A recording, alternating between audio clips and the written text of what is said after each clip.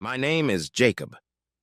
When I agreed to work as a night guard in a warehouse, I had no idea that this job would turn into a terrible nightmare. That night, it all started with an unusual feeling that did not give me peace. It was 2 o'clock in the morning when I heard a soft noise somewhere in the back of the warehouse. The sound was like scratching on a metal surface, as if someone or something was trying to get inside. At first, I thought that these were ordinary rats that decided to feast on the leftover goods, but this sound was too loud and persistent for the rats. I took the flashlight and started to that place. As soon as I got closer, the sound suddenly stopped, and the silence became even more terrifying. The flashlight flickered, casting strange shadows on the walls and shelves. My heart was beating like crazy, but I forced myself to move on. As I got closer, I saw a door that led to a locked section of the warehouse. They were awake. It was strange because I definitely remembered locking them before. Holding the flashlight to my face, I focused and opened the door wider. It was dark inside, and the air was heavy and musty. I took a step forward, and then I noticed something shiny on the floor, a small fragment of glass. My heart pounded even harder when I realized that it was not just a piece of glass, but part of a broken bottle. Has anyone been here? I tried to calm myself, but the feeling of danger didn't let go. Suddenly, I heard a faint whisper behind me. I turned sharply, but there was no one there. The whisper continued, and I realized that he was coming from further down the corridor. The flashlight illuminated only part of the path, leaving the rest in darkness. I moved forward, trying not to betray my fear. The whispers grew louder, and I began to make out individual words. They were in a language I didn't know, but they sounded so terrible that a chill ran down my spine.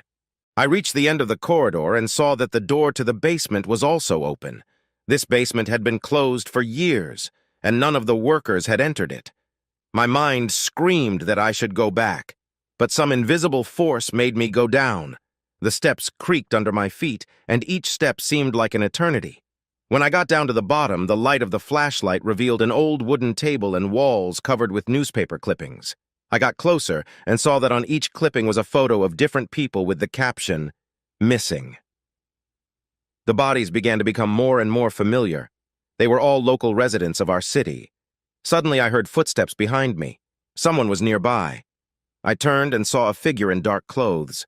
My heart sank when I realized that this was no ordinary burglar. It was someone much worse. His face was hidden by his hood, but I could feel his gaze on me. "You shouldn't have come in here," said a voice that made my heart stop. He took a step forward, and I instinctively took a step back. My hands were shaking, the flashlight flickered, casting a shadow on the walls, as if the darkness itself wanted to swallow me. "Who are you?" My voice trembled with fear, but the answer was only mocking laughter. Suddenly he rushed at me, and I barely had time to jump aside. My flashlight fell to pieces, and we were now in complete darkness. I could hear his heavy breathing nearby, but I couldn't see him. I rushed blindly to the door, hoping to find a way out, but suddenly I felt a strong blow to my back that knocked me off my feet. He was too fast and strong for a human. I was lying on the cold floor trying to gather my strength when I felt his hand on my throat. "You won't get out of here alive!" His voice sounded right in my ear.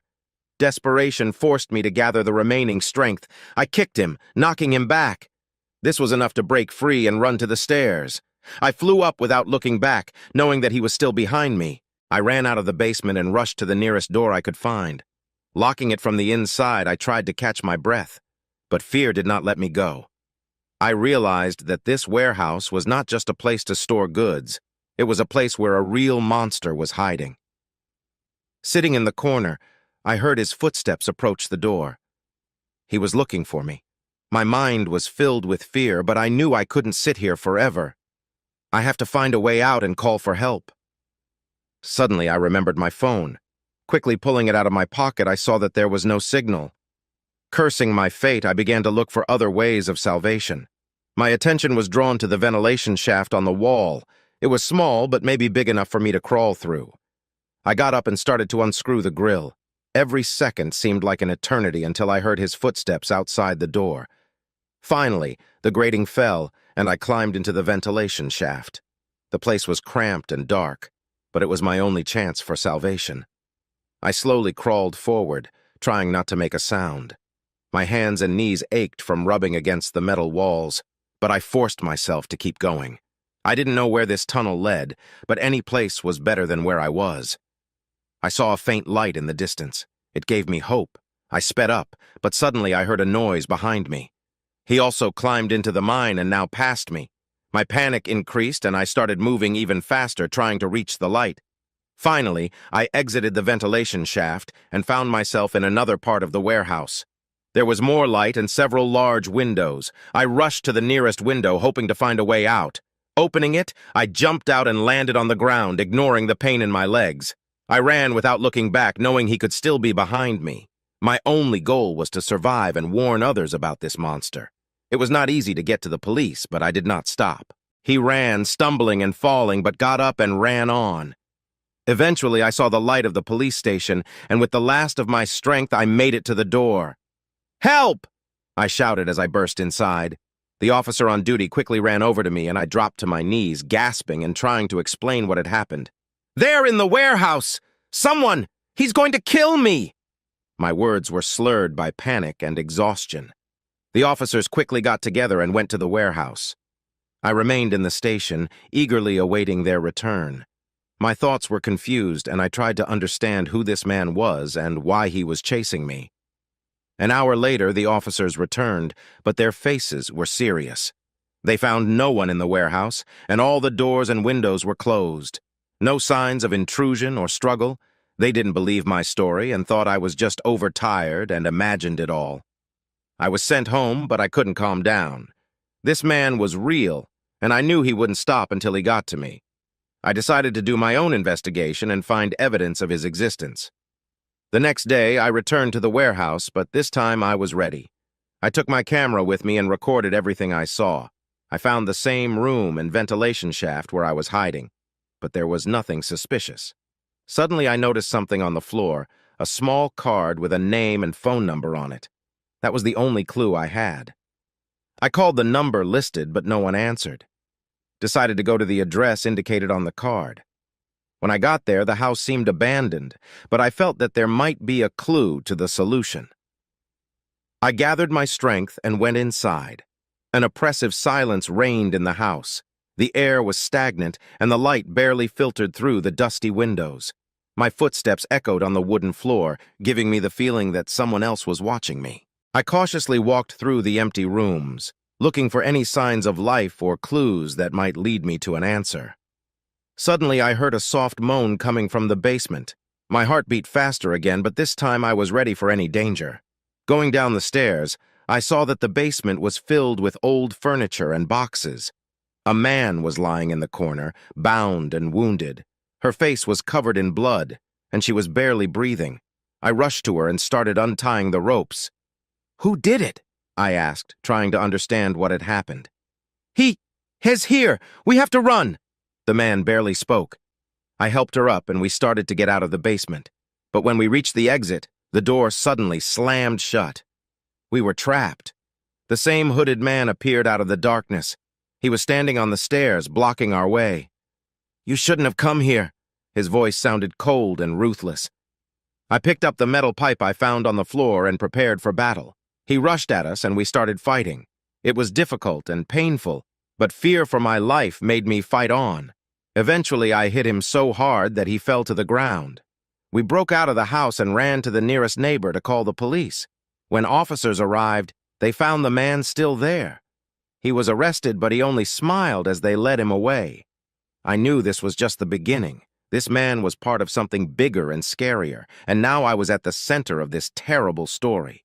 After the arrest of the man, the police began an investigation, but they did not find any traces of his activities. It all looked as if I had just run into a common criminal, but I knew it wasn't. My sense of danger persisted, and I was certain that he was not acting alone. I decided to continue my investigation and find answers. I needed to know more about this man and his possible accomplices. After taking a few days off, I started looking for any information about him. Looking through old newspapers and archives, I found several articles about a series of disappearances in our city. They all had one thing in common. The victims disappeared without a trace, and no one could find any clues. It was exactly what I was looking for. I focused on the missing persons articles and noticed that they were all connected to the same area of town. I decided to spend some time there observing and looking for any suspicious activity. One night seemed particularly troubling. I sat in my car watching the house where I suspected something strange might be going on. The street was quiet, and there was almost no traffic. Suddenly, I noticed a shadow passing by one of the houses. I decided to follow her. The shadow moved quickly and unseen, but I kept my distance and tried not to give myself away. She led me to an old warehouse on the outskirts of town. The place looked abandoned, but there was something strange about the way it was lit from within. When I got closer, I saw that the door of the warehouse was broken. I quietly crept inside and began to inspect the premises. It was dark inside, but I noticed several candles burning around the large table. On the table were documents and photos of people I had already seen in the newspapers. My heart beat faster again when I realized that these were plans for more kidnappings. I snapped a few photos on my phone for proof and started looking around the other parts of the warehouse. Suddenly, I heard a soft voice behind me. There he was, the same hooded man. But now there were two more with him. They were standing in the shadows, but I could feel their eyes on me. My heart was beating like crazy, and I realized that now I was in even greater danger. "You shouldn't have come here." His voice sounded like a sentence. I knew I had to act quickly. There he was, the same hooded man. But now there were two more with him. They were standing in the shadows, but I could feel their eyes on me. My heart was beating like crazy, and I realized that now I was in even greater danger. "You shouldn't have come here." His voice sounded like a sentence. I knew I had to act quickly. Realizing that escape is the only chance for salvation, I quickly turned around and rushed to the exit. It was difficult to navigate in the dark, but the adrenaline told me the way. I heard footsteps approaching from behind, but I didn't look back. Running out of the warehouse, I ran down the street trying to find cover. I ran into the best alley and hid behind a garbage can. I held my breath as I watched them pass by, looking for me. When they were out of sight, I pulled out my phone and dialed the police number. This time, the officers arrived quickly and surrounded the warehouse. I showed them my photos and told them everything I knew. The police went inside and, to my surprise, found all three men. They were arrested and interrogated. I soon learned that these men were part of a large group that abducted people for various dark purposes. Their actions were carefully planned, and each abductee served as part of their terrible plans. But now they were exposed, and everything began to fall into place. It seemed like the worst was over, but I felt like it was just the beginning. The police began to investigate the activities of this group, and every day more and more gruesome details emerged. The kidnapped people were found in different parts of the city, and all of them were in a terrible state. I became a key witness in this case, and my testimony helped to gather evidence against the criminals. However, I could not calm down.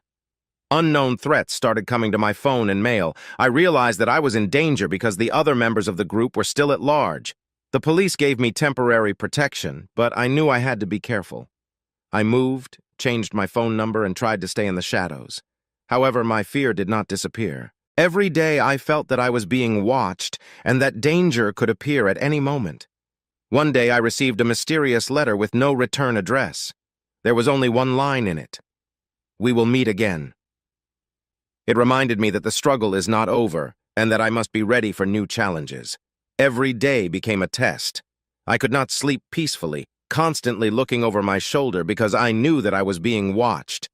The threatening letter continued to remind me that the group would not stop until they got their revenge.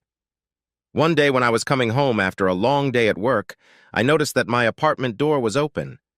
My heart beat faster and I realized that someone had been inside. I entered slowly, trying not to make any noise. All things were in place, but the feeling of anxiety did not leave me. Suddenly, I heard a soft sound from the kitchen. I got closer and saw a photo on the table. This was an image of me taken a few days ago as I was walking down the street.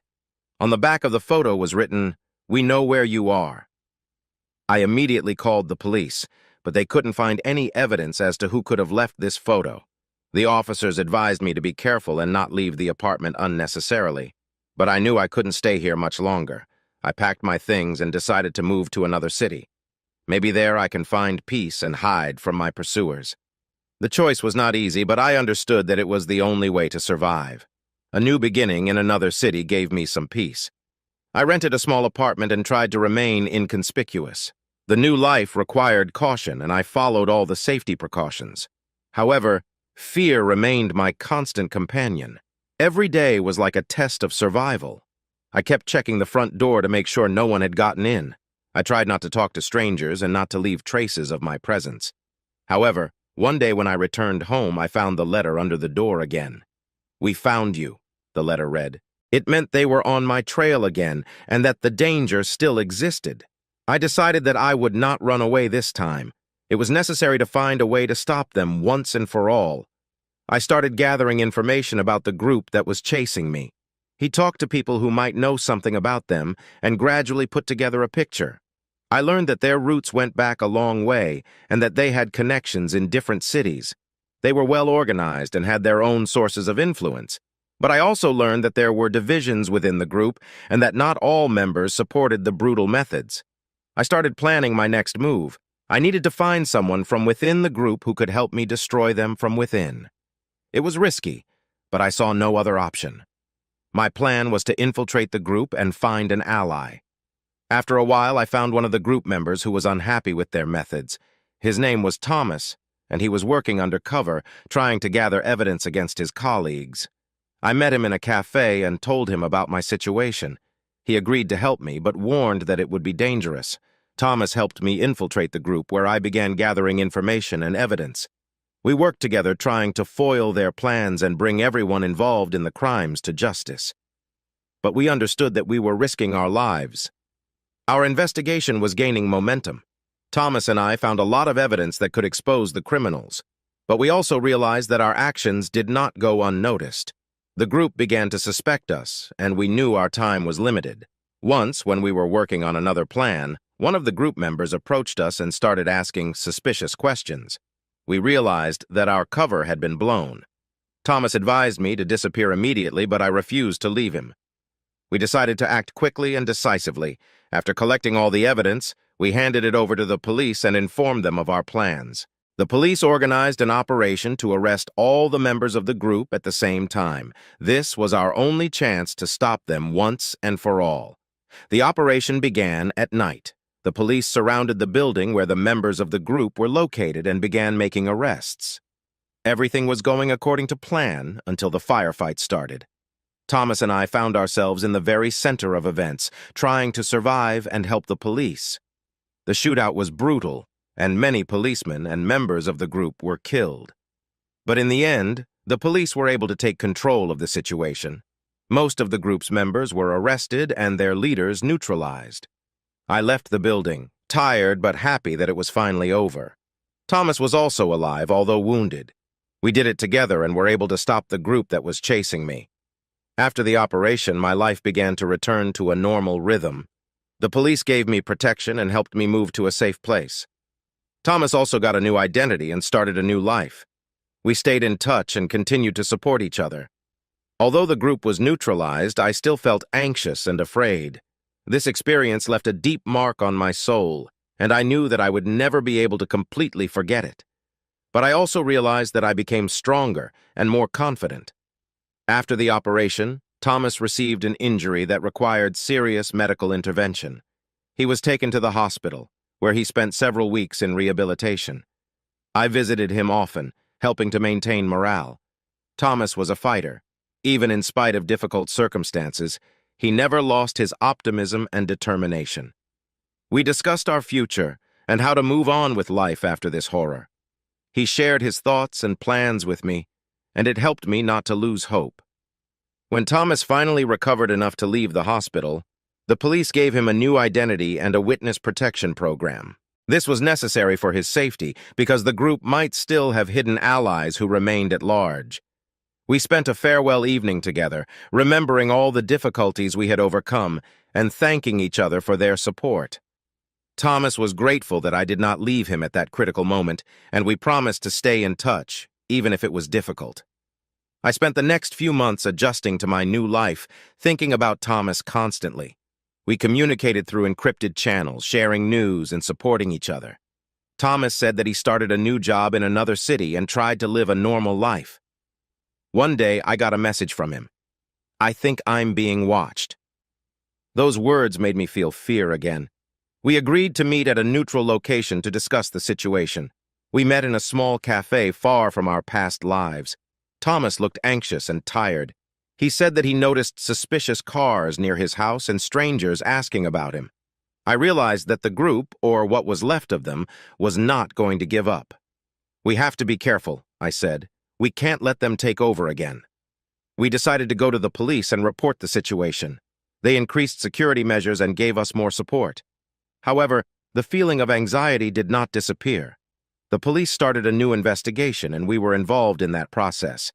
It turned out that the group did have hidden allies who were trying to revive their activities. It was dangerous and difficult, but we were not going to give up. Thomas and I became active participants in the investigation, providing all the information we had.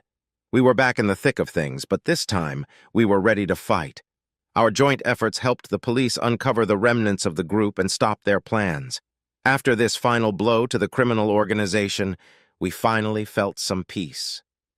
Thomas was able to return to his new life without fear of persecution. I also felt that the danger had passed. We continued to keep in touch, but now our conversations were more upbeat. We talked about plans for the future, about new opportunities, and how important it is to appreciate every moment of life. Every moment of life. Every moment of life.